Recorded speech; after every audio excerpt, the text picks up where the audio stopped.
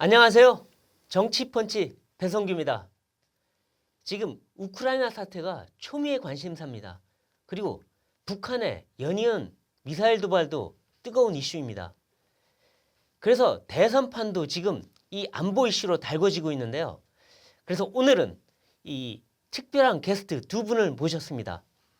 한미연합사 부사령관을 지내신 최병혁 대장님, 그리고 유용원 조선일보 군사전문기자 나오셨습니다. 안녕하세요. 네, 반갑습니다. 안녕하세요. 네, 바쁘신 시간 나오셔서 너무 고맙습니다. 불러주셔서 감사합니다. 아니다, 예.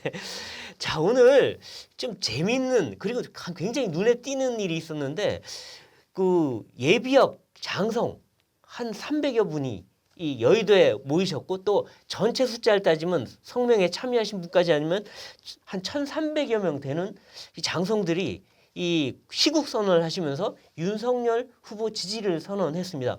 굉장히 이례적인 일인데 왜 이런 일이 있었는지 오늘 있었던 일 좀 설명을 해주시죠, 유 기자님께서. 네, 제가 사실은 이제 1993년 김영삼 정부 시절부터 6개 네. 정권을 제가 네. 군을 담당해 왔는데, 그렇죠.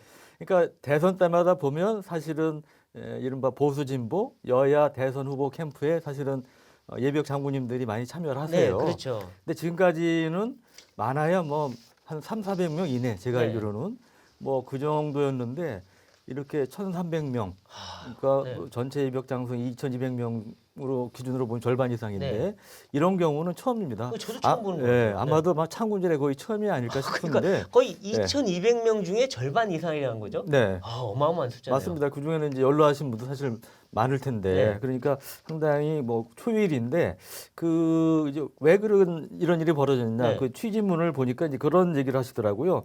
어떤 이제 국가 안보에 대한 절체절명의 위기감, 그 다음에 자유민주주의 수호, 네. 그리고 정권 교체의 간절함 때문에 그 가만히 앉아 있을 수 없어서 이렇게 많은 장성들이 이제 서명을 윤석열 후보 지지 선언을 하게 됐다, 이렇게 이제 말씀을 하시는데, 네. 그러니까 이제 문재인 정부가 사실은 어떻게 보면 이제 평화를 계속 강조하지 않습니까, 지금도? 말로한 평화였죠. 예, 그래서 이제 그런 뭐 어떤 가짜 굴종적 평화, 네. 쇼 이런 것들, 안보 무능 이런 것 때문에 군의 기강이 무너졌고, 그렇죠. 그다음에 이제 안보 태세가 무력화됐다. 그래서 그런 이제 그런 걱정. 것들이 이제 개선돼야 되겠다. 네. 그런 맥락에서 이제 이렇게 오늘 지지선을 하신 걸로 알고 네. 있습니다.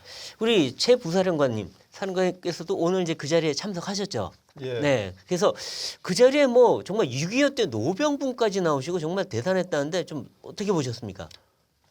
전체적으로는 아까 뭐 말씀하신 것처럼 전 예비역 장성 네. 한 2,200여 명 중에서 오늘 한 1,300여 분 이상으로 동참을 하시겠다고 했고, 지방에 있거나 몸이 아프셔가지고 참석하지 못하신 분들을 제외해놓고 약 300여 분이 넘는 분들이 오늘 참여를 하셨습니다. 네.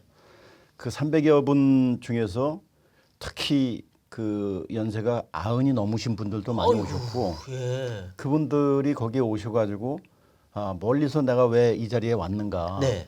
국가가 지금까지 근 5년 동안 한미 동맹이나 안보나 대적관이나 모든 부분에 대해서 국민들이 불안하게 하고 네. 과거에 목숨을 걸고 전쟁에 참여를 했던 그 분들이 네. 더 이상 이걸 좌시해서는 안 되겠다 하는 거에 그렇죠. 대한 절박한 위기감을 가지고 그렇죠. 오늘 행사에 참여를 네. 하였습니다. 그러니까 이 정부 들어와서 백선엽 전 장군님 돌아가셨지만 홀대하고 정말 아주 안 좋았어요. 그 군은 완전히 무슨 당나라 군대처럼 만들어버리고 총도 안 쏘는 군대, 훈련도 안 하는 군대. 이러니까 군이 아닌 그런 모습이 된 걸 아마 굉장히 보시고 좀 걱정도 되고 분노도 하지 않으셨을까 하는 생각이 듭니다. 네, 그래서 오늘 그 모이신 분들이 특히 이제 노병들께서 참전 용사들께서 네. 그분들이 정말 개인적인 어떤 사심이나 다른 것이 없이 네. 국가에 대한 우려, 네, 그렇죠. 본인의 아들과 손자들이 앞으로 살아갈 미래에 대한 나라에 대한 걱정으로 모이셨다는 말씀들을 많이 하셨습니다. 그렇군요. 자, 오늘 이제 그 최사령관님께서도 윤석열 후보 지지를 하셨는데 사실은 이 문재인 정부에서 이제 대장 하시고 또 부사령관도 하시고 했는데 이 그 대선에서는 야당 후보를 지지한다. 이게 사실 솔직히 말하면 좀 쉽지 않은 일인데 왜 윤 후보 지지를 하시게 된 겁니까? 사실 군인들은 이렇게 언론에 노출되는 것을 별로 그죠, 좋아하지 맞습니다. 않습니다. 저희도 다 이해합니다. 왜냐하면은 본인이 이제 노출되는 것뿐만 아니고 네. 이것이 지금 현직에 몸을 닫고 있는 후배 군인들한테도 그렇죠. 잘못된 어떤 영향을 줄 수 있기 맞습니다. 때문에 네. 그런 부분들을 굉장히 우려하는데 저는 제가 이제 전역한 지 1년 반 이상 이제 경과했는데 네. 과거에 우리 역사를 근현대사를 보면은 네. 군이 정치적인 중립을 지키지 않았을 때 발생했던 국가적인 불행한 사태들 네. 이러한 과정들을 늘 관심 있게 추적을 네. 했습니다.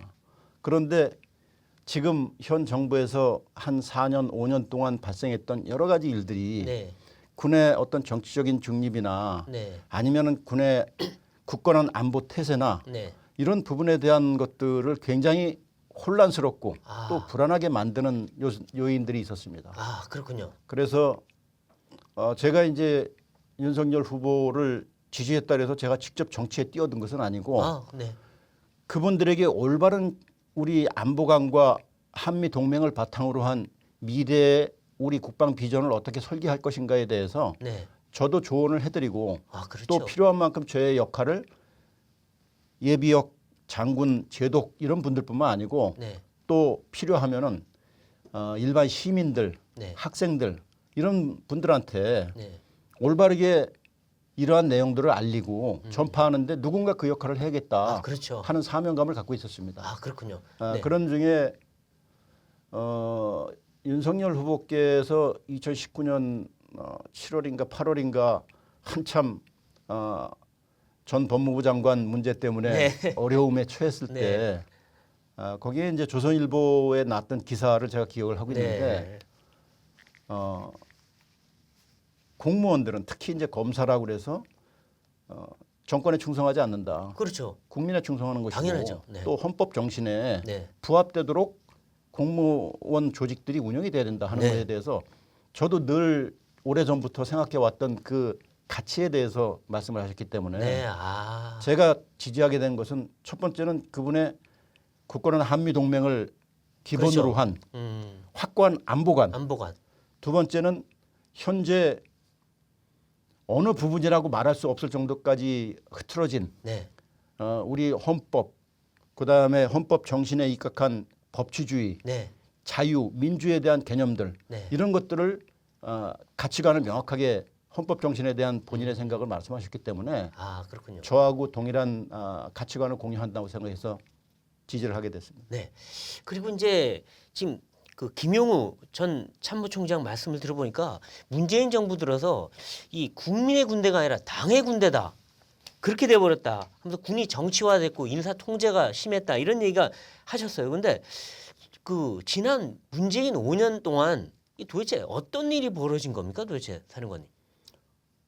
지난번에 뭐 전직 두 참모총장님께서 뭐 언급을 하셨고 그때 네. 저도 이제 같은 자리에 있었습니다. 네, 네.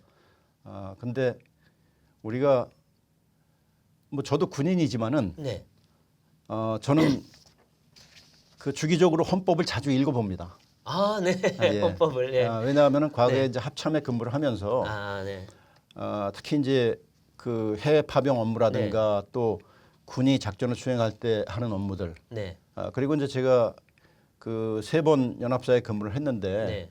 근무할 때 보면은 미군들은 우리가 연합 연습을 할 때 네. 한국군들은 아직 숙달이 안 돼 있지만은 그렇죠.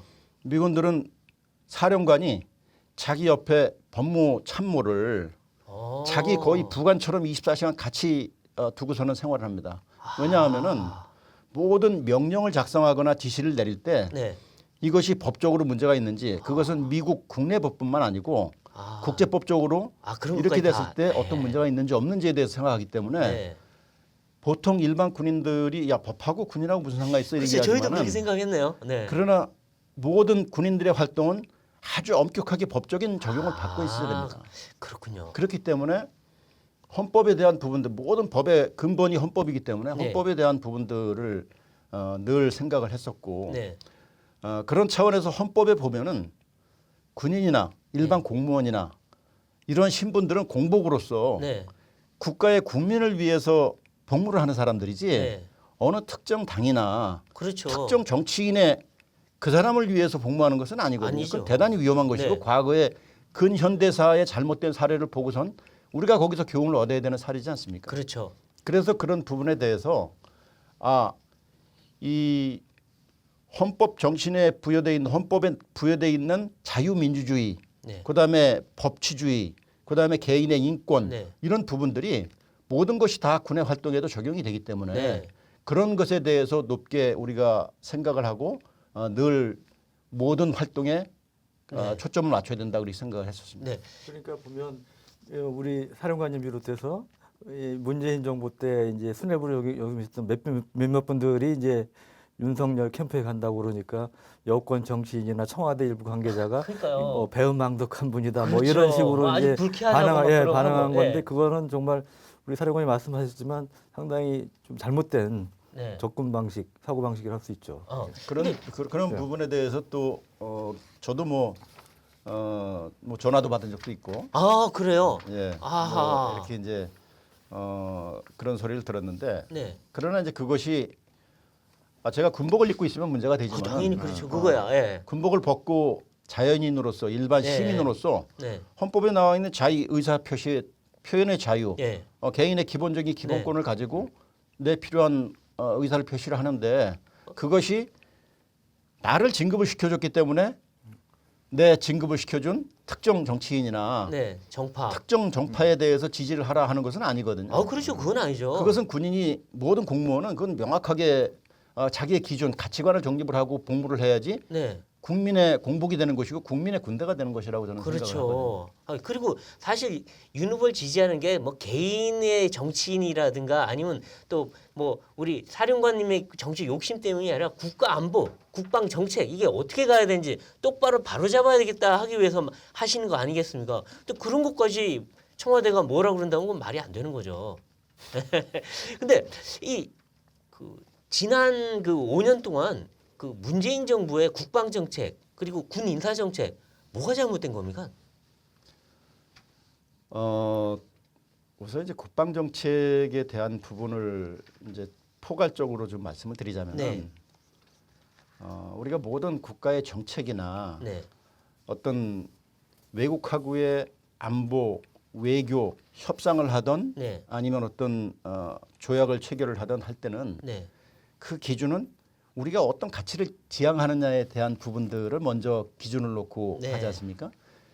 헌법에 나와 있는 자유민주주의 체제, 시장경제 네. 이걸 하는데 과거에 헌법을 개정하려고 하면서 자유민주주의에서 자유를 뺀 민주주의를 네, 그런 시도가 있었죠. 예. 시도하려고 하고 네.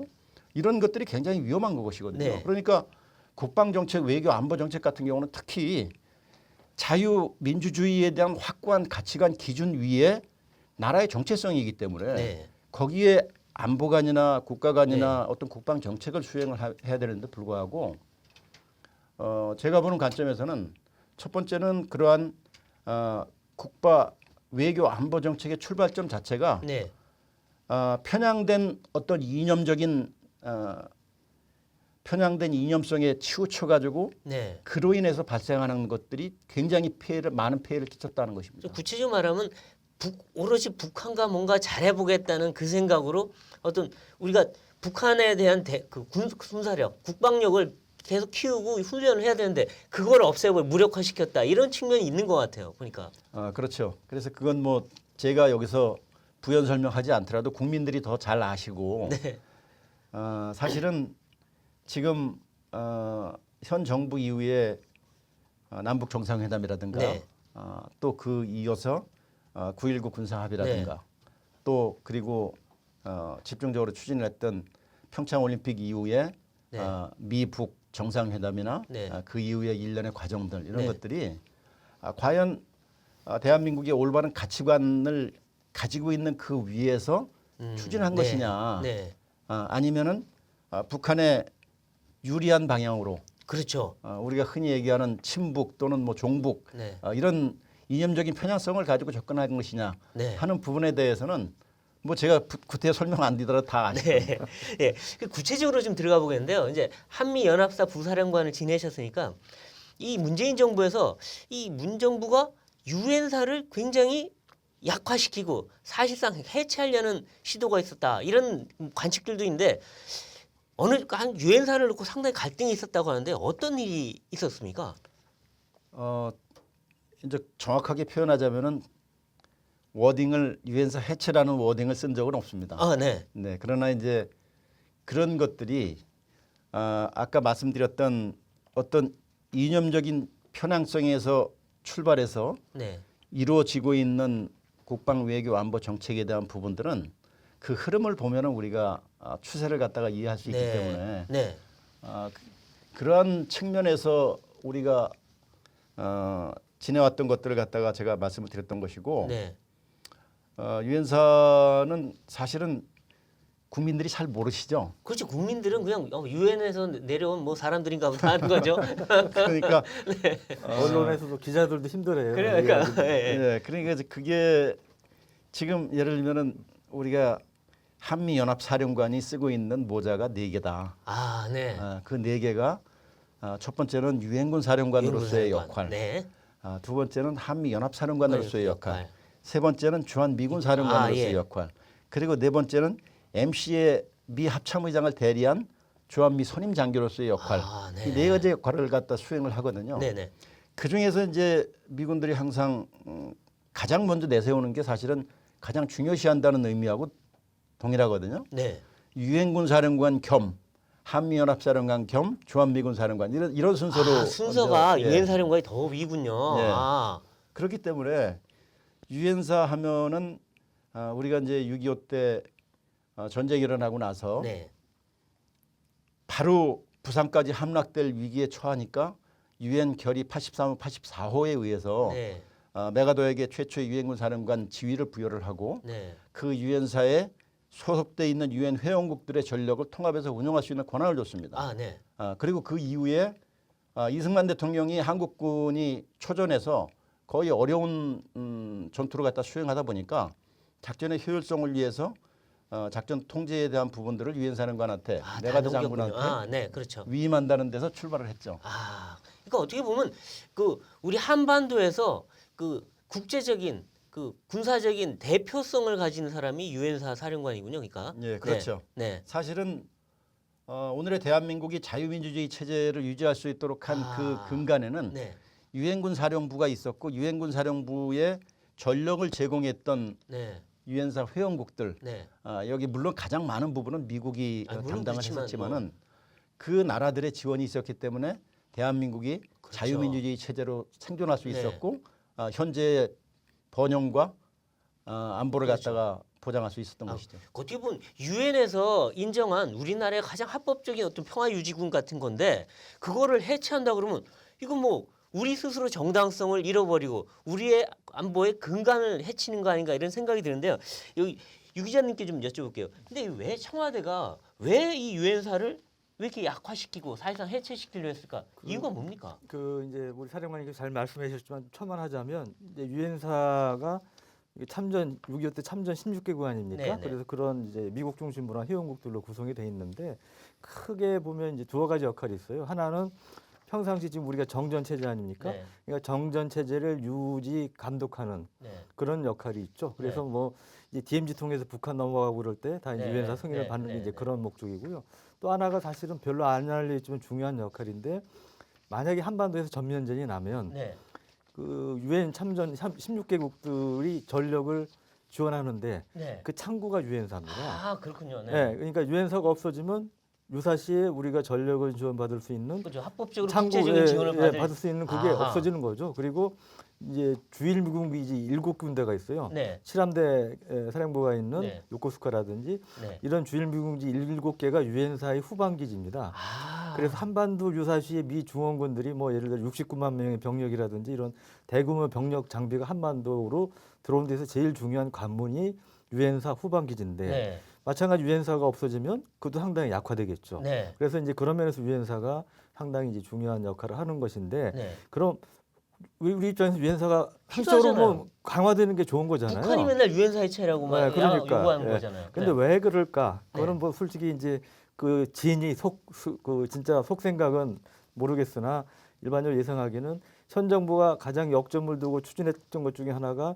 현 정부 임기 내 전시작전 통제권 전환 아닙니까? 네. 그러면 전작권을 우리가 이제 가져오는 거죠. 한국군 사령관, 미군 부사령관이 되는 이런 네. 미래 연합사가 구성이 돼서 그게 이제 유사시에 지휘를 하게 되는데 유엔사가 강화하면서 전작권을 미래 연합사에 이제 전작권을 넘겨주더라도 전시 지휘권을 미군들이 그러니까 유엔사 사령관 자격으로 행사하려 한다. 행사한다. 그러니까 말로만 전작권 주려는 거 아니냐.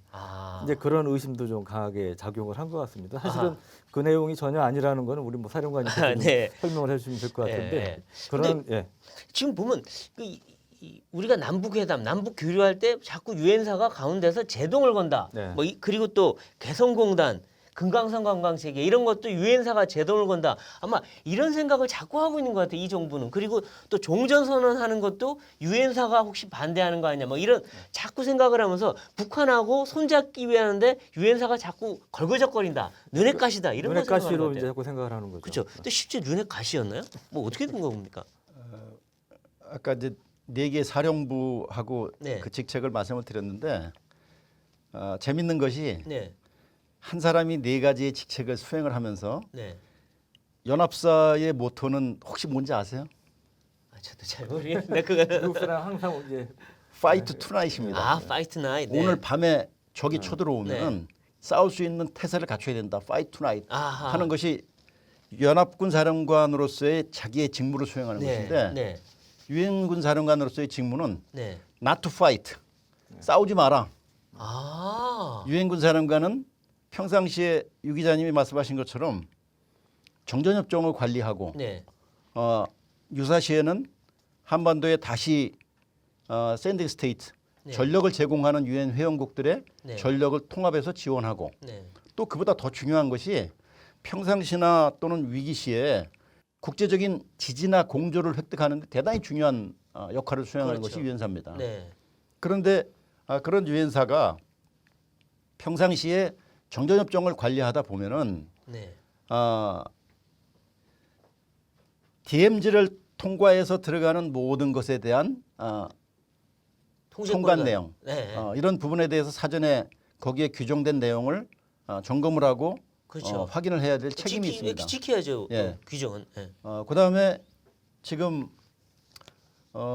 평화 프로세스에 의해서 진행이 되어 왔던 전방 지역에서의 어떤 평화의 길, 네. 뭐 여러 가지 좀 평화를 정착시키기 위해서 긴장을 완화시키기 위한 제도적인 어떤 네. 노력들 이런 것들을 추진을 하는데 유엔사가 거기에 예를 들면은 지난번에 제가 말씀드린 것처럼 고성에 있는 네. 22사단의 그 지피를 안보 견학할 수 있는 곳으로 만들어야겠다. 네. 그 요구를 하는데 유엔사에서의 그 요구는 이건 물론 이제 유엔사 고위 관계자부터 제가 이제 그 어떤 정부 협의가 끝나고 나면 저한테 얘기를 네. 하거나 또는 저한테 조언을 구하는 과정에서 제가 이제 늘 그 얘기를 들었는데 그런 부분들이 어떤 지뢰 제거나 또는 차량이 운행을 할 때 안전 조치라든가 네.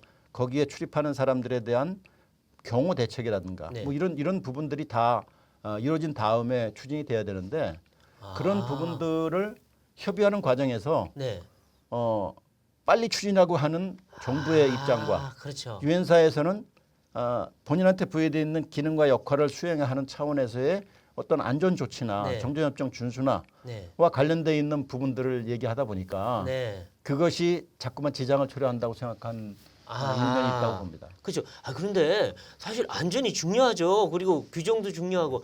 전에 박왕자 씨 네. 그 사살된 거 2008년도에. 얼마나 황당한 일입니까? 근데 거기 불쑥 그냥 북한하고 제대로 또 안전 조치도 없이 했다가 들어가면 큰일 나죠. 예. 근데 그건 이해가 안 해요. 근데 지금 유엔사를 많이 해체하면 이제 걱정되는 게 유엔사 해체를 통해서 주한미군 철수 얘기가 나올까봐 또는 감축 얘기가 나올까봐 북한은 항상 주한미군을 염두에 두고 유엔사 해체를 계속 요구하고 있는데 우리가 그냥 넘어가면 주한미군 지위도 흔들리는 거 아니에요? 일련의 그 북한이 추구하는 전략 선상에서는 그렇죠. 그렇죠. 예, 그렇기 때문에 유엔사를 해체해서도 안 되고 네. 유엔사를 우리가 지속 유지함으로써 얻는 국가적인 이득이나 네. 국제적인 어떤 그렇죠. 지지나 유엔에서의 우리 발언권이나 이런 부분들이 굉장히 국가 이익에 네. 부합되는 부분이 굉장히 많습니다. 그렇죠. 그렇기 때문에 유엔사가 지금 평상시에 수행하는 이런 업무들 네. 예를 들면은 우리가 공동 경비 구역으로 알려져 있는 JSA 같은 네. 경우 그런데도 사실은 공동 경비 구역에 대한 관리를 노무현 정부에서 그것을 그 완전히 한국으로 이관을 받으려고 했습니다. 아, 네. 그 당시에 이라크 전을 수행을 하면서 네. 미군들이 순환하는 병력에 대한 굉장히 병력 부족에 대한 압박을 받아서 네. 여러 가지 이제 병력 우리가 흔히 좀 고상하게 표현하면 전략적 유연성이라고 네. 얘기하는 아, 네. 아, 그렇죠. 그때 그런 그 부분 있었죠. 때문에 거기서 중요한 임무를 수행하는 미군들을 다 빼고 네. 그 임무를 한국군한테 전환시키려고까지 다 이제 준비를 했었습니다. 네. 그러나 최종 단계에서 오히려 그 당시에 한국 정부가 네. 그것을 다시 제재를 했습니다. 아. 왜냐하면은 미군이 다 철수하고 유엔사 내에 한국군만 존재하게 될 경우 그 유엔사가 아니죠. 거기서 완충할 수 있는 역할을 네. 수행하기 위해서는 남북 간의 직접적인 충돌을 피하고 네. 유엔사가 역할을 해주기를 바라는 측면이 오히려 있었습니다. 그렇죠. 그렇죠. 그래서 그런 부분들이 그거는 국가 이익이라는 차원에서 생각을 해서 네. 그 당시에도 전작권 조기에 가져와야 된다는 주장을 하다가 네. 다시 한 발 물러나서 이것은 국가 이익 차원에서 거기에 임무 조정이라든가 네. 또는 이라크 파병이라든가 이런 네. 것들이 이제 이루어졌던 것이죠. 네. 그렇군요. 그러니까 이게 종전선언과 유엔사 강화에 대해서 한 말씀만 더 덧붙이자면 사실은 종전선이 된다고 유엔사가 자동 해체되는 건 아니에요. 네. 그 뒤에 이제 평화 체제, 평화 협정까지는 유엔사가 당연히 존속을 해야 되고요. 네. 그리고 일각에서 이제 평화 체제가 되면 유엔사가 이제 완전히 없어져야 된다. 그런 얘기를 하는데 이제 어떤 명칭 적어도 명칭 변경은 필요합니다. 그대로 존속하기는 네. 어려운 네. 건데 다만 오히려 더 강화될 필요가 있다고 보는 게 예를 들어 우리가 이제 통일을 추구하는데 통일이 평화적으로 된다는 보장이 없잖아요. 네. 그 중에는 이제 어떤 군사적인 충돌도 있을 수 있고 그 유사시에 이제 한미군이 이제 북한으로 올라가야 될 수 있는데 네. 그 안정화 작전 등을 위해서 네. 그럴 경우 이제 중국이 개입하면 굉장히 복잡해지잖아요. 아, 그러니까 유엔군이 필요하다고요. 그럴 경우 미군 단독으로 가서 하는 것보다는 아. 유엔군 입장에서 들어가는 게 훨씬 통제하기가 좋겠죠. 아, 그렇죠. 그렇죠. 그렇죠. 중국도 반대할 명분이 약하고 아, 그런 면에서 보면 유엔사가 오히려 더 강화되는 게 우리 그렇죠. 국익에도 부합된다. 맞습니다. 그렇게 말씀드립니다. 네. 예.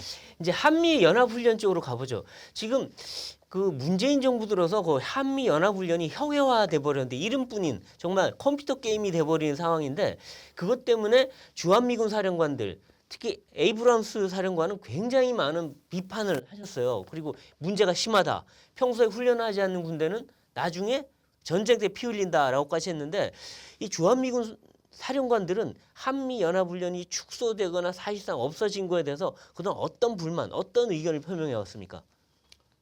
굉장히 심각한 우려를 표명을 많이 했습니다. 아, 예. 어떤 예를 들면은 우리가 이제 지금 진행되어 왔던 네. 대화를 통한 외교를 통한 평화 정착을 네. 노력을 많이 했지만은 흔히 군사적으로 어떤 금원이 있냐 하면은 네. 강한 국방력, 무력이 뒷받침되지 않은 외교력은 네. 마치 악기 없는 오케스트라하고 같다. 네. 우리가 평화를 추구하자, 같이 대화하자. 네. 우리는 최근에 지금 많이 논란이 되고 있는 네. 이완용이 얘기했던 어떤 아무리 나쁜 평화라도 전쟁보다는 낫다. 네. 그 결과 36년 동안 식민 통치를 받은 그렇죠. 것이 맞아요. 바람직한 평화냐 하는 것에 대해서 국민들이 굴종이죠, 그거는. 네. 명확하게 그걸 인식을 하셔야 됩니다. 그렇죠. 네. 그러니까 그런 차원에서 미군이 여기 존재를 하려면은 네. 군은 훈련을 해야 되고 네. 훈련을 하지 않는 군대는 그렇죠. 거의 유명무실한 군대가 되거든요. 그렇죠. 근데 이제 한 3, 4년간에 걸쳐서 미군들이 가장 많이 하는 전방 지역의 이제 훈련장, 네. 그다음에 포항 지역에 있는 뭐 헬기 사격장, 네. 그리고 이제 기타 공군 훈련장이라든가 이런 부분들이 네. 각종 그 지역의 민원이라든가 네. 뭐 여러 가지 이유로 해서 점점 축소가 되고 훈련장이 줄어들고. 어려워졌습니다. 네. 그런 외부적인 요인도 있고 내부적으로는 북미 미북 정상회담을 추진을 하면서 네. 거기 갑자기 트럼프 대통령이 그렇죠. 좀 연합훈련 뭐 안 하면 어때? 안 하면 어때? 그렇게 했죠. 줄여라. 뭐 이렇게 만든다. 하면서 예. 사실은 미군 주요 지휘관들도 굉장히 곤혹스러웠고 사전에 그렇죠. 그것을 미 국방부나 합참의 주요 지휘자하고 협의한 것도 아니고 맞습니다. 트럼프 대통령이 현장에서 아주 그 임기적으로 네. 그 언급을 함으로써 아주 굉장히 그것을 조종하는 데 어려움을 많이 겪었습니다. 특히 그렇죠. 이제 미군들 같은 경우는 네. 한국의 부대가 전개하기 전에는 네. 미국의 전력 사령부에서 네.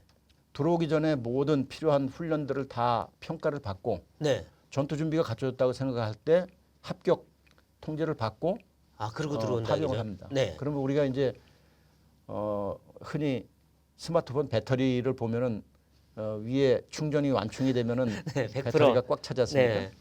그러면 파병돼 있는 동안 배터리가 충전된 게 방전되기 시작을 하는데 네. 그것이 현지 파병된 부대에서 최소한도 철수할 때 80% 이상의 전투력은 유지가 돼야 됩니다. 네, 네, 네. 아. 그런 규정이 내부 규정도 있고 거기에 맞춰가지고 모든 주둔국에서의 훈련이나 활동도 계속하는 그렇죠. 것이죠. 네. 근데 그 훈련을 하지 못함으로써 그게 80%가 아니라 60%, 50% 떨어질 수 있다는 거 아니겠습니까? 예. 얼핏 들어보니까 이 국내에서 사격장도 없고 훈련도 못 해갖고 알래스카까지 장비를 공수해서 또 인원이 가서 했다는 소문이 있던데 맞습니까? 예, 그건 뭐 이미 이제 언론에도 많이 보도가 된 것처럼 그것은 미군 지휘관들을 굉장히 곤혹스럽게 만든 일들이죠. 네. 그 중에서 특히 뭐 이런 소규모 부대나 아니면은 큰 그 전투 장비를 동원하지 않는 훈련 같은 경우는 가능하지만은 예를 들면 전차나 네. 아니면은 공격 헬기나 네. 아니면 전투기나 네. 이런 종류의 무기 체계들은 네. 현장에서 실사격을 했는데 실사기를 못하면은 그렇죠. 그것을 하기 위해서 결국에는 가능한 훈련장으로 나가야 됩니다. 그러면은 결국에는 가장 가까운 데 훈련장을 찾는 곳이 어디냐면은 뭐 주일 미군 훈련장 네. 아니면 하와이에 주둔하고 있는 태평양 하와이. 네. 사령부 예하의 훈련장 네. 그리고 알래스카 훈련장 그리고 이제 거기서도 수용할 수 있는 여지가 되지 않으면은 네. 네바다에 있는 미 본토에서의 훈련장 이렇게 하다 태평양을 보니까 건너가야 예. 되네요.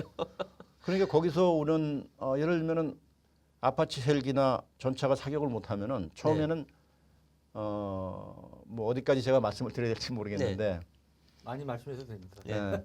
장비를 가지고 가게 될 경우에는 그만큼의 전력의 공백이 생기게 되지 않습니까? 아, 그렇죠. 또 글로 가게 되니까. 그렇죠. 아하. 장비도 없고 그것을 운용할 전투원도 없기 때문에 당연히 네. 이제 전투력이 저하되는 것이죠. 아, 그렇죠. 예. 근데 그렇게 하다 보니까 물론 비용도 많이 들어가고 네. 일본 같은 경우는 이전했을 경우에 비용을 일본인 정부가 부담을 합니다. 아, 한국 그렇군요. 정부는 그냥 지금 우리가 방위 분담 협정에 그 나와 액수 있는 그 내에서만 액수만큼만 하는 것이죠. 아, 그러니까 미군은 불만이 크겠네요. 그렇죠. 우리가 왜 여기서 당신들 지켜주러 여기 왔는데 예. 사격도 못하고 훈련도 못하고 우리 보고 본토 가서 하라는 얘기냐? 당연히 나올 수밖에 없겠네요. 그리고 이제 보면 진짜 한국군 내에서조차 예를 들어 아파치 헬기 야간 사격 훈련이 이제 이슈가 되지 네. 않습니까? 특히 밤에는 소리가 크게 들리니까 사격장 주변 그 민원이 심해요. 네. 그러니까 우리 한국군 중에도 이거 밤에 사격 훈련 좀 덜 하면 안 돼? 이런 얘기를 하시는 분은 있는데 아, 미군들은 우리하고 좀 다르더라고요. 그것도 좀 말씀을 해주시면 좋을 것 같습니다. 아니 밤이라고 무슨 전쟁 안 하나요? 밤에 전쟁 많이 하잖아요. 그렇죠. 우리는 이제 예를 들면은 겨울하고 여름하고 낮의 길이가 다르지 않습니까? 네, 그러면은 여름 같은 경우는 해가 길어서 네. 밤 8시, 9시가 돼도 여명이 가시지가 않습니다. 아, 네, 네. 그러네요. 완전한 흑암이 되질 않고 아, 여명이 있기 때문에 네. 근데 미군들은 훈련을 할 때 그 여명이 완전히 가신 상태에서 아, 그 빛의 그 남아 있는 잔영의 빛이 얼만큼 몇 퍼센트 정도 될 때부터 훈련을 시작해야지 그것을 야간 훈련을 인정을 합니다. 아, 그렇군요. 그러니까 아, 보통 야간 훈련을 하려면은 그럼 9시 뭐 10시 여름 돼야 같은 경우는 되겠네요. 10시부터 시작해서 네. 새벽 2시나 3시까지 해야지 아. 훈련이 그 필요한 만큼의 네. 양을 충족을 시킬 수가 있는데 아, 거기에 있는 주민들 민원이나 여러 가지 제한 사항은 밤 10시에 끝내라. 그러면 장비 정지해서 사실은 하는 것은 훈련 안 하는 거하고 똑같거든요. 한 30분 하다 끝내야 네, 되겠네요. 근데- 그리고 이게 훈련 시간 못 채우면 진급에도 불이익을 받는다면서요? 그런 것 때문에 아주 민감하다는 얘기죠. 네. 그것이 이제 예를 들면 각계 병사로부터 간부들도 있고 네. 지휘관이 있는데 네. 모든 부대는 다 평가를 받습니다. 네. 뭐 저도 군생활하면서 그렇죠. 네. 온갖 종류의 평가, 개인 네. 평가부터 시작해서 부대 네. 평가까지 평가를 다 받는데 미군들은 그것이 사실은 더 엄격한 기준을 적용을 합니다. 네. 아까 말씀드린 것처럼 본토에서 해외 파병하기 전에는 100% 수준의 전투력을 유지하는 그 훈련 과정을 거친 다음에 합격을 하면은 파병을 하는데 네. 전개됐을 때 100%라고 하면은 그때부터 점점 전투력이 저하되기 때문에 그렇죠. 네. 수준 유지를 위한 훈련을 갖다 해야 됩니다. 네. 그렇죠. 근데 그것이 해당 주둔국의 훈련장 여건이 불비해서 네. 또 여러 가지 이유 때문에 훈련을 못 하게 되면은 전투력은 급격하게 저하될 수밖에 없는 것이죠. 그렇죠. 그래서 지금 한미 연합의 연합 전력이 너무 많이 약화됐다. 과연 외국과 또 북한이 도발했을 때 이걸 제대로 막아낼 수 있느냐 이런 불안감이 있다는데 좀 어느 정도나 약화됐다고 군에서는 보시는 겁니까? 전투 준비 태세는 늘 갇혀 있다고 얘기를 해야죠. 그렇죠. 예. 예. 그러나 아까 말씀드린 것처럼 부대의 전투력 수준이라고 하는 것은 살아있는 생물처럼 계속 바뀌는 겁니다. 네. 그 자기의 기준을 충족하지 못하면은 네.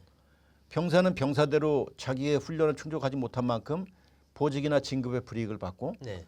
그 지휘관은 지휘관대로 부대는 부대대로 평가에서 낮은 평가를 받기 때문에 네. 그런 것들이 미군들로 하여금 굉장히 어려운 상황을 맞게 하고 네. 또 그다음에 전반적인 훈련이 우리가 아까 하노이 회담이나 뭐 여러 가지 이제 이유로 해서 대규모 연합연수 훈련이나 네. 아니면은 소규모 연합 훈련까지도 굉장히 많이 제한을 받았죠. 네. 그로 인해서 사실은 다른 형태로 예를 들면은 지휘소 훈련이라든가 네. 아니면은 주요 관련돼 있는 참모들끼리의 어떤 모의 훈련이라든가 이런 부분을 대체를 했지만은 네. 여기 글러브를 갖다 놨는데 네. 권투 선수나 킥복싱 선수가 글러브 갖다 놓고 섀도우 복싱만 매일 연습한다 그래서 그 사람이 링 위에 올라가면은 자기가 평상시 했던 것만큼 나옵니까? 그냥 샌드백만 계속 그래. 때리고 있는 거지 샌드백만. 예. 저거 여기서 할 때는 잘 되는 것 같고 샌드백 치면은 모두 훈련이 된 것 같지만은 네. 위에 올라가서 한 대 맞으면 그때부터 정신이 없어가지고 다운되는데 그렇죠. 네. 그거하고 비슷한 원리라고 보시면 됩니다. 헛주먹만 날리고 있는 거네요. 한마디로 말해서. 네. 그리고 이제 전자권 얘기를 좀 해야 되겠는데요. 이 전자권 우리는 문정부는 내 임기 내에 무조건 가져오겠다. 해갖고 무리하게 밀어붙였는데 미군은 계속 난색이었어요. 당신들 아직 준비가 안 된 것 같다. 안 된 것 같다는데 끝까지 밀어붙이다가 결국 이번엔 코로나 때문에 결국 자기들이 훈련 안 하다가 결국 못 가져오게 되는 형국이 됐는데 아니 이 정부는 왜 이렇게 무리하게 전자권을 꼭 자기 임기 중에 갖고 와오겠다고 한 겁니까? 이 말이 좀 어렵죠. 전자권이라는 말이. 그러니까 이것은 굉장히 그 기술적이고 네. 군사 전문적인 분야가 이제 포함되어 있기 때문에 네.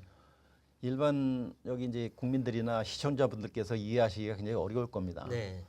지금 정치인들이 얘기하는 네. 주권 국가에서 우리는 군사 주권이 없는 게 말이 되느냐 하는 이 표현, 네. 이 표현은 옳은 표현이 아닙니다. 옳은 표현이 아니다. 예. 네. 우리는 분명히 주권 국가로서 군사 주권을 가지고 있습니다. 그렇죠. 네. 예, 군사 주권을 행사하는 방식을 네. 어떤 방식으로 행사할 것이냐에 대한 문제지. 네. 지금 한미 연합사가 구성되어 있고 연합사령관을 미군이 수행을 하기 때문에 우리는 군사 주권이 없고 주권 국가로서 자기의 군사력도 마음대로 운영 못한다 이렇게 얘기하는 것은 안 맞는 얘기라는 겁니다. 아. 왜냐하면은 우리는 지금 1953년도 한미 상호 방위 조약을 체결하면서 네. 미군들이 한국에 주둔할 수 있는 허여한다 하는 네. 항목에 의해서 미군들을 갖다가 우리가 받아들인 겁니다. 그렇죠. 받아들이고 전쟁이 끝나고 나서 북한의 계속되는 위협에 따라서 어떤 형태로 그러면은 우리가 군을 운용하는 것이 위기시 또는 전시에 가장 작전의 효율성을 높게 운영할 수 있겠느냐. 물론 그렇죠. 그러기 위해서죠. 하는 부분들을 생각을 해서 지금까지 이뤄놓은 것이 이제 한미연합사의 연합작전 시스템입니다. 네, 네. 그러면 아까 제가 말씀드린 것처럼 일반 시민들이 이해하시기에 굉장히 좀 복잡하고 어려운 시스템인데 예를 들면 이와 이제 비견해서 할 수 있는 게 나토 같은 경우도 있거든요. 네. 나토는 더 복잡합니다.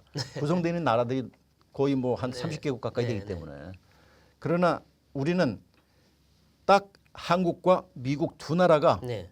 합의를 해서 네.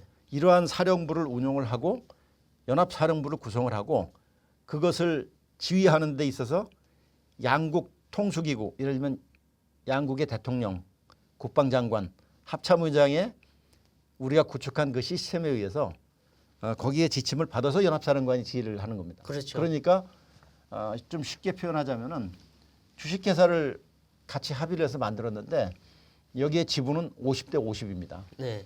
그 50대 50인데 그 지분 중에서 나는 내가 갖고 있는 지분 50밖에 없기 때문에 50을 나 여기다 넣는 거야. 근데 이 사람은 한 5천이라는 지분을 자기 역량을 자산을 갖고 있는데 그 중에 50만 집어넣은 겁니다. 네. 그러면 상황이 나빠지거나 여러 가지 예기치 않은 우발 상황이 발생했을 때 나는 더 넣을 수 있는 자산이 없는 겁니다. 네. 그러나 미국은 거기서 더 추가할 수 있는 다른 데서 빼가지고 넣을 수 네, 있는 네. 자산들이 많은 거죠. 네. 그러니까 그러면은 야, 이 회사를 운영하는데 누가 대표이사 하는 게 훨씬 더 효과적이냐. 우리가 위기 관리가 가능하고 뭐 우리가 전시회 됐을 때 어떤 예를 들면 한반도에 전개되어 있는 미군 전력만 운영할 것이냐. 우리는 그 이외의 전력들을 태평양사에서도 가져오고 네. 뭐 중부사에서도 가져오고 유럽사에서도 가져오고 지원을 받거든요. 네. 그렇기 때문에 50대 50의 지분을 유지하는데 한반도를 방위하는데 어느 것이 더 가장 효율적이겠느냐 하는 작전의 효율성 차원에서 사령관을 미군이 하고 네. 그리고 부사령관을 한국군이 하겠다 네. 하고 이미 합의를 한 겁니다. 네. 그건 대한민국이 이미 선택을 해서 한 거기 때문에 만약 군사주권이 없다. 그렇기 때문에 군사주권을 가져와야 된다고 주장하는 분들은 답은 간단합니다. 한미연합사를 해체하면 되거든요. 그게 북한이 원하는 거잖아요. 그러나 그것이 이제 과거 노무현 정부에서부터 시작해서 네. 이명박 정부, 박근혜 정부를 거치면서 최초의 한미연합사를 해체하는 것으로 했다가 전시작전권 전환하는 기간을 좀 연장을 시켰다가 다시 그것을 조건에 기초한 그렇죠. 그 전시작전권 전환으로 바꿨고 네. 한미연합사령부도 미래사령부로 해서 합참해서 권한을 행사하는 것으로 했다가 다시 그것보다는 현재 있는 시스템이 잘 갖춰놨는데 네. 이것을 구태 해체시켜가지고 더 어렵게 만들 필요가 뭐 있겠느냐. 네. 양국이 합의해서 현 정부에서 연합사를 해체하지 않고 그대로 존속하는 것으로 이미 결정을 해놨습니다. 그렇기 네. 때문에 그것을 이미 현 정부에서 연합사를 존속시키는 것으로 해체하지 않고 존속시키는 것으로 합의됐기 때문에 네. 그것을 가지고 군사 주권이 있다 없다 얘기하는 것은 앞뒤가 맞지 않는 말이고 네. 또 그것을 조기에 환수하겠다, 조기에 전환시키겠다 이렇게 하는 것은 우리가 연합사령부를 해체하지 않고 그대로 두자 하고 합의를 했으면은 그것을 사령관을 대신 한국 사람으로 바꾸자 하는 거에 대해서 합의를 했는데 그러면은 그렇게 하기 위해서 한국군이 가지고 있는 능력을 더 보완을 시키자. 네. 북한의 지금 현재 가장 위협이 되는 핵과 미사일에 대한 네. 이 능력을 갖추자. 네. 그리고 그것뿐만 아니고 대한민국은 주변에 우리가 군사력은 뭐 세계 6인이 7인이 이렇게 얘기하지만은 불행한 게 내 주변에는 전부 다 1등하고 2등하고 3등하고 그렇죠. 4등하고 하는 애들이 있는데 거기서 자기가 6등이면 꼴등이거든요. 그 안에서. 거기서 네. 내가 6등이야 이렇게 얘기해봐야 네. 그것은 자기 주변에 있는 환경하고 전혀 안 맞는 겁니다. 네. 그렇기 근데 어쨌든 때문에 보면 대북 억지력, 군사적인 효율성 이걸로 볼 때는 아직은 넘길 때가 아닌 게 한미의 공통적인 평가인데 이 정권은 뭔가 정치적 목적에 의해서 뭔가 무리하게 전환하려는 거 아니냐 이런 느낌이 들긴 드네요. 그것은 뭐 이제 처음에 현 정부가 출범을 할 때 공약 사항으로 네. 임기 내 전시 작전 통제권 전환을 했다가 네. 그것을 나중에 이제 정리를 하면서 임기 내라는 말 대신에 조기에 전시 작전권을 네. 전환시키겠다 하는 것으로 이제 바꿨던 것이죠. 네. 이제 한미 동맹에 대해서 전반적으로 말씀드려봐야 되겠는데 이 정부 들어서 한미 동맹이 약화됐다 이런 얘기를 많이 합니다. 그래서 이 우방이 누구인지 자꾸 친중 행보를 보이고 그리고 북한만 바라보고 하다 보니까 미국과 엇박자가 자꾸 나고 하는데 그래서 지금 한미 동맹이 약화를 떠나서 잘못하면 무너지는 거 아니냐 이런 우려를 하는 분들이 많습니다. 지금 한미 동맹 어떤 상황이라고 평가하십니까? 과거에 비해서 현저하게 약화됐고 네. 좀 우리가 우려할 만한 상황이라고 저는 생각을 합니다. 그렇죠. 거기에 이러한 저의 판단의 근거는 네. 저하고 같이 근무했던 주한미군의 최고위 장성이라든가 네. 또는 과거에 이 직을 경험했던 사령관들의 의견 네. 그리고 뭐 잘 아시겠지만 해리 해리스 전 주한 네, 미대사라든가 그렇죠. 네. 주한 미대사라든가 그리고 작년 12월 달에 제가 이제 워싱턴에 있는 국제 회의가 있어서 거기 참석을 네. 했는데 거기에 이제 한반도 전문가라고 하시는 분들의 예를 들면 헤리티지 라자라든가 네. 허드슨 연구소 뭐 CSIS 이런 데 있는 분들이 이구 동성으로 한국이 한미 동맹을 어느 방향으로 이끌고 갈 것인가에 대해서 잘 생각을 해야 된다는 우려를 저한테 많이 전달을 했습니다. 아, 네. 그러면서 이제 예를 들면은 우리가 이제 그 미국의 의회에서 발표된 그 자료, 뭐 일반 그 시민 단체에서 미국의 시민 단체에서 발표한 자료에 의하면은 현 정부 들어서 2017년부터 2019년 20년까지의 대미 로비 금액이 가장 많은 나라 혹시 들어보셨습니까? 일본인가요? 과거에는 일본 1위, 예. 이스라엘 2위, 한국이 3위였는데 네. 아주 그 역설적으로 네. 현 정부 들어서는 대한민국이 1위였습니다. 그래요? 예, 미 의회에 대한 또 백악관에 또는 뭐 펜타곤이나 어떤 영향을 미치는 단체에 그 한국 정부 차원에서의 쓴 비용이 아, 그래요? 그러니까 로비를 안 하고서는 우리의 국익을 관철하기 힘들 정도가 됐다는 나도 얘기 뜻밖이네요 좀. 네. 그래서 그것이 이제 미국에서 그걸 연례적으로 추적하는 그 단체에서 발표한 자료입니다. 공식 자료이기 때문에 그러면은 한국이 미국에 가장 많은 공적 자금을 네. 정부가 됐든 기업이 됐든 거기서 그것을 다 종합을 해서 그것이 평가를 하는데 그 기업이 많이 할 텐데 기업이 그만큼 힘들다는 얘기겠네요. 제가 이제 작년 12월 달에 가서 들은 것은 네. 거기에 있는 한반도 전문가들의 의견은 한국 정부도 상당히 많은 금액을 지출을 했다 이런 얘기 들었습니다. 아, 그렇군요. 그거 참 그러면은 돈을 쓰면은 야. 내가 이제 저 친구한테 좀 어떤 좋은 관계를 유지하기 위해서 예. 야 오늘 내가 평상시에 먹던 돼지 예. 갈비보다 오늘은 내가 소고기를 사줄게. 그렇죠. 아니면은 우리 저 뒷골목에서 김치찌개 먹던 거를 야 오늘 호텔에서 한번 내가 사줄게 그렇죠. 이렇게 할 때는 그 친구한테 뭔가 자기가 필요한 우리가 그렇죠. 이제 좀 고급스럽게 표현하면 네. 국익이라는 차원에서 그렇죠. 예. 그것을 거둘 수 있을 때 자기가 네. 그만한 비용이나 노력을 지출하는 그렇죠. 것인데 그것을 지출했을 때 나온 결과가 네. 정반대 방향으로 가고 있다고 하면은 그것은 우리가 다시 생각을 그렇죠. 해봐야 되죠. 돈은 사실- 돈대로 쓰고. 그러니까요. 네. 그러니까 원래는 혈맹이었고 가치 동맹이었는데 이제 로비 동맹으로 되는 건가요? 참. 그래서 네. 이제 그런 부분에 대해서 우리가 이제 한미 동맹, 우리가 동맹이라고 하는 것은 지금은 포괄적인 동맹을 얘기하기 때문에 이것이 어떤 그 단순한 군사적인 분야뿐만 아니고 네. 경제 분야, 네. 과학 기술 분야, 뭐 우리 사회, 문화, 체육 분야 뭐 이런 부분까지는 이제 확장을 하는 네. 추세인데 네. 그러나 동맹의 본질은 군사적인 동맹입니다. 아, 그렇죠. 출발점도 그렇고. 아, 서로 어려울 때 힘들 때 도와주는 거 네, 아니겠습니까? 그게 이제 가장 중요한 네. 게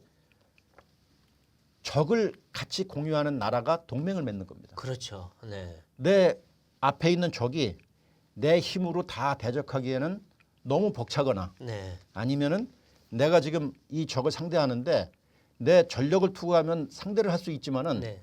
내가 거기다가만 돈을 쓸 수 없으니 그렇죠. 네 힘을 좀 빌려가지고 그렇죠. 우리 같이 하자. 그것이 이 나라의 국익에도 부합이 되고 우리한테도 국익에 네. 부합이 되기 때문에 군사적인 동맹을 통해서 적을 공유하는 겁니다. 네, 그러면 맞습니다. 하나의 적에 대해서 공동 대응하는 것이 기본적인 동맹의 원리거든요. 네, 그렇죠. 그런데 그 동맹을 유지하는데 예를 들면 적을 다르게 생각한다든가 네.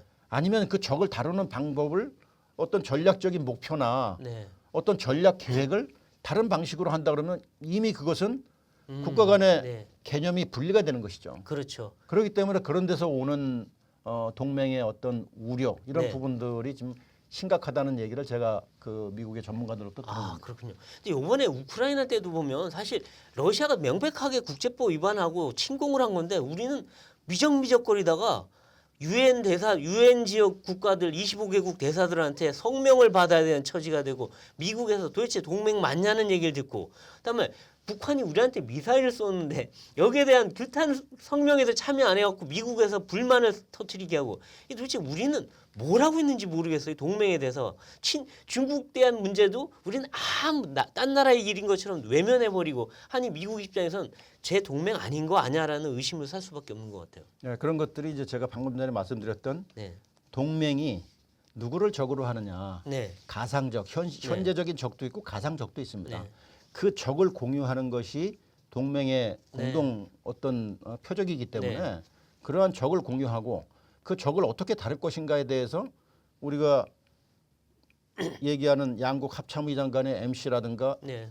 MCM이라든가 또는 뭐 국방장관의 회의라든가 여기를 통해서 매년 그것을 조정 협조해 나가는 과정을 거치는 거거든요. 그렇죠. 근데 우리 정부는요, 김정은 정권이나 북핵에 대해서 미국과 완전히 다른 생각을 하고 있는 것 같아요. 네. 그것이 이제 전략적인 개념이 달라진 것이죠. 그래서 그렇죠. 그런 부분에서 오는 어떤 동맹으로부터의 어떤 약화 네. 또는 뭐 이 미래에 대한 어떤 부분들을 갖다 우려하는 겁니다. 네. 이제 정리하기 전에 한 가지 이제 우리가 이제 윤석열 후보를 지지하셨으니까 이재명 후보의 안보관, 국가관 여기에 대해서는 어떻게 평가하십니까? 제가 이제 뭐 특정 후보까지 뭐 거론을 해서 그걸 다 이제 평가할 수 있는 정도의 네. 수준은 아니고 네. 최근에 이재명 후보가 보인 여러 가지 안보 정책 그 발언들이 좀 논란이 많이 됐잖아요. 논란이 많이 됐죠. 그 중에서 네. 좀 화제가 됐던 몇 가지 뭐 발언들이 있지 않습니까? 네. 전시 작전권을 전환하는데 조건이 무슨 필요 있냐? 그냥 가져오면 되지. 또 뭐 과거에 2017년도에 나왔을 때 했던 뭐 네. 이거 좀 그 아주 세속적인 표현을 쓰고 네. 뭐 한미 동맹을 좀 비하하고 한 네. 이런 부분들 이런 것들은 국민들을 굉장히 불안하게 만드는 것이죠. 그렇죠. 그거에 비해서 이제 우리 윤석열 후보가 지금 제시한 공약을 보면은 네. 당당한 외교, 튼튼한 안보, 네. 거기에 한미 동맹을 기반으로 해서 네. 미래 비전을 공유하고 네. 또 거기에 지금 확대되고 있는 경제, 첨단 군사 과학 기술 이런 네. 부분까지 확장을 해서 네. 미래의 한국 안보를 갖다 더 공고히 하겠다는 그 개념을 갖다 제시하셨기 때문에 네. 그런 차원에서 제가 뭐 구태여 어느 네. 특정 후보의 견해를 갖다가 언급하지 않더라도 국민들도 많이 이미 다 많은 부분을 갖다가 이해하실 때 네, 생각합니다. 근데 한 가지만, 예, 그 선제 타격 얘기가 나와갖고 이재명 후보가 뭐 전쟁광이다 하고 난리를 쳤는데 이 선제 타격 개념은 우리 삼축 개념에도 있는 거 아닌가요? 이게 뭐 잘못된 발언인가요? 어떤가요? 어떻게 평가하십니까? 그거는 이미 이제 우리 국방 백서에 나와 있는 개념이고 네. 잘못된 개념이 아니죠. 네, 그것을 이제 정치적으로 공격을 하기 때문에 문제가 되는 것이고 그렇죠. 지금 우리가 고도화되고 있는 북한의 핵 문제, 네, 그다음에 미사일 문제 이것을 과연 어떻게 대응을 할 것이냐 네. 이런 부분에 대해서 심각하게 고민을 하고 네, 정말 이것은 우리의 이제 생사를 가름할 수 있는 아주 심각한 수준에까지 와 있는데 네, 이것에 대한 대응책을 갖다가 마련을 해야 됩니다. 그렇죠. 마련을 해야 되는데 그것을 이제 그 준비하는 과정에서 야 적이 미사일을 쏘는데 거기에 핵을 탑재했다.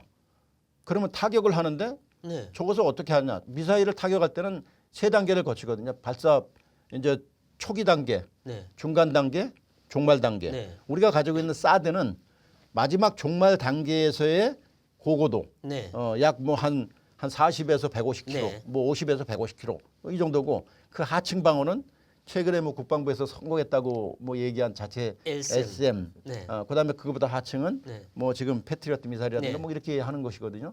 그러나 그거 가지고 지금 북한이 최근에 8차례 실험을 했던 그 종류의 미사일이나 이런 것을 다 요격할 수는 없다. 뭐 극초음속부터 별게 다 있더라고요, 이제는. 그래서 이제 그런 것을 방어하는 차원에서 우리가 지금 마련돼 있는 삼축 체계 네, 초기에 발견이 되면 그 추적을 해서 사실은 킬체인이라고 하지만 킬체인은 네, 이것은 좀 군사 전문적으로 얘기하면은 적 표적이 나타났을 때 고정돼 있는 표적이 아니고 이동하는 표적에 대해서 네, 그것을 실시간대 네. 그 시한성 표적이라고 얘기를 네. 하는데 그 시한성 표적을 어떻게 타격하는 것이 가장 효과적이냐 하는 네. 것이 이제 킬체인이거든요. 네, 근데 그것을 윤석열 후보께서 선제 타격이다 얘기했는데 그 앞에 부분을 얘기를 하는 거죠. 왜냐하면 지금 적이 아무런 공격 징후가 없는데 선제 타격했다. 그것은 그건 아니죠. 선제 공격에 해당되는 네, 부분이죠. 네. 선제 타격은 아니죠. 그렇죠. 네. 선제 타격이란 뭐냐면은 이미 전쟁에 임박한 시기 우리가 흔히 얘기하는 데프건 3가 발령이 네. 되고 데프건 2, 데프건 1이 발령이 돼서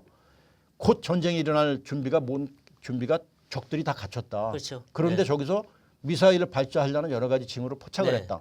거기에 핵을 탑재했다. 네. 그러면 우리가 대처할 수 있는 지금 수단이 없는데 네. 그런 상태에서는 명백하게 자유권적 차원에서 네. 선제 타격을 할 수 있는 권리가 유엔에도 부여돼 있습니다. 그렇죠. 그렇죠. 자유권적 방위권 자기 그 방어를 위해서 네. 할 수 있는 그것을 언급한 것이지. 그렇죠. 평상시에 아무것도 없는데 그냥 맞습니다. 북한에다가 먼저 타격을 해서 네.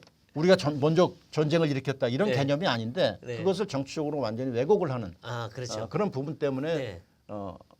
혼란스러운 유 것을- 기자님께도 하나만 여쭤볼게요. 이 엘셈을 갖고 우리 이재명 후보가 그걸로 다 된다는 식으로 엘셈이는데 사드가 왜 필요했고 딴 게 뭐 필요했냐 우리가 우리 힘으로 하겠다 했는데 맞는 얘기입니까? 전? 그러니까 사드 유격고도가 아까 사령관이 말씀하셨지만 40에서 150km예요. 네. 근데 최근에 북한이 집중적으로 개발 또는 배치 시작한 북한판 이스칸데르 KN-23이라든지 24, 그다음에 600mm 초대형 방사포는 보통 고도가 낮게는 30km, 네. 그다음에 높게는 뭐 60km 정도 네. 낮습니다. 그러니까 네. 사실은 사드로 요격하기 힘든 그런 부분이 분명히 있어요. 있겠죠. 예, 하지만 이제 중요한 게 이 북한 입장에서 가장 유력한 옵션 중에 하나는 핵 EMP 공격입니다. 아. 그러니까 핵 EMP 공격은 보통 남한 전역을 무력화하려면 네. DMZ 근처에 한 60에서 80p 다시 할게요. 그러니까 남한 전체를 무력화하려면 DMZ 근처에서 고도 60에서 80km 고공에서 터뜨려야 돼요. 네. 그럼 60에서 80km 고공이면 사실은 우리 개발하고 있는 엘셈 고도가 50에서 60km입니다. 네. 그러니까 엘셈으로는 약하죠. 아, 네. 그래서 현재 패트리어트 같은 경우, 그다음에 우리 천궁투 같은 경우도 20에서 30km 이내예요. 네. 그러니까 현실적으로 60에서 80km 이상에서 요격할 수 있는 거는 사드밖에 없어요. 없다. 그래서 이 핵 EMP 공격은 북한 입장에서는 사실은 직접 지상에 핵무기를 터뜨리지 않으면서 네. 우리가 지금 일반 장비, 무기들이 다 전자장비 아닙니까 요새? 네. 그러니까 가장 효과적인 옵션 중에 하나이기 때문에 그런 핵 EMP 공격을 막기 위한 것은 사드밖에 없다. 네. 그러면서 사드가 이제 의미가 네, 있죠. 그렇죠. 그러니까 엘셈만 갖고 한다는 건 말이 안 된다는 안 되는 얘기죠. 거죠. 예, 예. 그럼 제가 오늘 뭐 정리를 좀 해보겠습니다. 네. 그래서 이 지금 그 장성들 특히 그 대장을 지내신 이런 우리 최 사령관 같은 분들이 지금 굉장히 안보를 걱정해서 나와서 이제 윤 후보 지지도 하시고 또 시국 선언도 하셨는데 자 마지막으로 우리 최 사령관님께서 이 국민들이 지금 대선이 임박했는데 지금 우크라이나 사태다 또 북한 미사일 도발이다 참 안보 걱정이 많지 않습니까? 이런 상황에서 어떻게 우리가 해야 될지 국민들한테 메시지를 한 번만 던져주시죠. 지금 현 그 대한민국이 처해 있는 이 상황은 굉장히 유동적이고 네, 예측 불가능한 상황들이 지금 전개가 되고 있습니다. 뭐 잘 아시는 것처럼 미중 간의 패권 경쟁이라든가 네. 또 러시아의 우크라이나 침공이라든가 뭐 이런 것들이 과연 우리가 믿을 수 있을 만큼의 튼튼한 수준을 유지하고 있느냐 이런 것에 대한 우려를 자아내게 하는 상황입니다. 이런 상황에서 우리가 튼튼한 안보를 유지하기 위해서는 결국에는 지금까지 70여 년 동안 잘 다져왔던 굳건한 한미 동맹을 네, 그저 말뿐인 동맹이 아니고 가치를 공유하고 네, 또 지금 인도태평양 지역에서 일어나는 여러 가지 이런 네. 상황에 같이 동참을 하면서 민주주의, 자유민주주의의 가치를 동참하는 네. 이러한 신뢰를 미국과의 신뢰를 다지고 네, 그런 상태에서 우리는 내부적으로 스스로 자위권을 발휘할 수 있는 강한 네. 군사력을 키우고 네, 또 군과 국민들이 명확하게 나의 적이 누군가 우리가 지향하는 가치가 무엇인가에 대한 그 일치된 네. 의견을 갖다 갖는 것이 대단히 중요하다고 생각합니다. 네, 그렇군요. 네, 이제 대선을 코앞에 두고 국민 여러분도 아마 안보 불안감이 상당히 심하실 겁니다. 오늘 최병욱 사령관님 말씀을 듣고 우리가 앞으로 어떤 선택을 해야 될지 많은 도움이 되지 않았을까 싶습니다. 예, 저희가 3월 9일 대선일을 맞아서 7시 30분에 대선 특집 개표 라이브 방송을 합니다. 많은 시청을 부탁드리겠습니다. 오늘 정치 펀치는 여기까지입니다. 나와주신 최서령관님 그리고 유 기자님 감사드립니다. 저희는 다음 시간에 더 화끈한 펀치로 찾아뵙겠습니다. 고맙습니다. 감사합니다.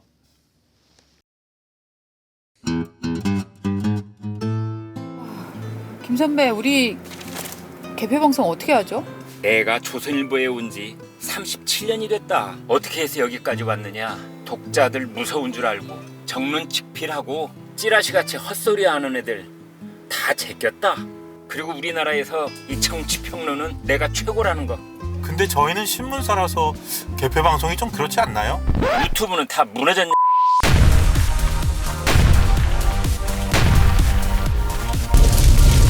TV는 아무거나 보셔도 됩니다. 그러나 유튜브는 조선일보.